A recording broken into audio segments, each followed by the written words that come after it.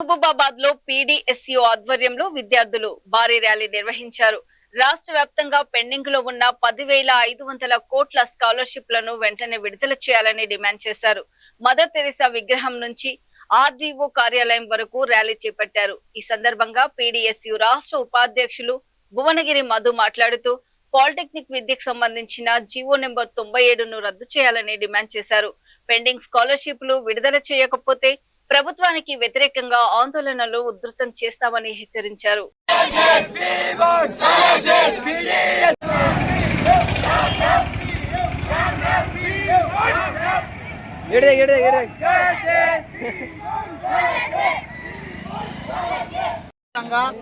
CM Revanth Reddy అధికారంలోకి వచ్చిన తర్వాత విద్యార్థులకు ఒక్క రూపాయి కూడా ఇవ్వకుండా తీవ్ర ఇబ్బందులకు గురి చేశాడు. 2 సంవత్సరాల అవుతున్నటువంటి సందర్భంలో స్కాలర్షిప్లు ఇవ్వట్లేదు, రియంబర్స్మెంట్ ఇవ్వట్లేదు, కనీస వసతులు కల్పించట్లేదు.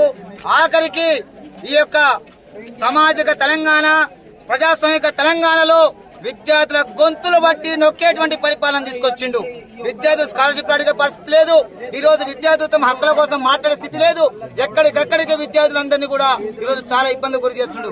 అందుకోసమే పీడీఎస్ తెలంగాణ రాష్ట్ర కార్యవర్గం ఆధ్వర్యంలో ఈ రోజు తెలంగాణ రాష్ట్ర వ్యాప్తంగా అన్ని జిల్లా కేంద్రాలలో విద్యార్థుల మహాప్రదర్శన నిర్వహించడం జరుగుతుంది. ఈ ప్రదర్శన ముఖ్య ఉద్దేశం పెండింగ్ లో ఉన్నటువంటి 10,500 కోట్ల ఫీజు బకాయిలను విడుదల చేయాలని, అదేవిధంగా తెలంగాణ రాష్ట్ర వ్యాప్తంగా ఈ రోజు పాలిటెక్నిక్ విద్యార్థుల గుదిబండగా మారినటువంటి జీవో నెంబర్ 97 రద్దు చేయాలని, పాలిటెక్నిక్ సెట్ సంబంధించిన ఎస్బీ సెట్ ను కొనసాగించాలనేటువంటి డిమాండ్లతోటి ఈ యొక్క ఆందోళన కొనసాగుతున్నది. ఈ ఆందోళనకు ప్రభుత్వం దిగొచ్చి జీవో నెంబర్ 97 రద్దు చేసి విద్యార్థుల స్కాలర్షిప్ రియంబర్స్మెంట్ విడుదల చేయాలని చెప్పేసి డిమాండ్ చేస్తున్నాం. లేని పక్షంలో రాష్ట్ర వ్యాప్తంగా ప్రత్యక్షంగా ఎమ్మెల్యేలు, ఎంపీలను కూడా ఎక్కడ కూడా తిరగనేయకుండా అడ్డుకుంటామని చెప్పేసి కూడా ఈ సందర్భంగా ప్రభుత్వాన్ని హెచ్చరిస్తున్నాం. నా పేరు భువనగిరి మధు, పీడీఎస్ తెలంగాణ రాష్ట్ర ఉపాధ్యక్షుడు.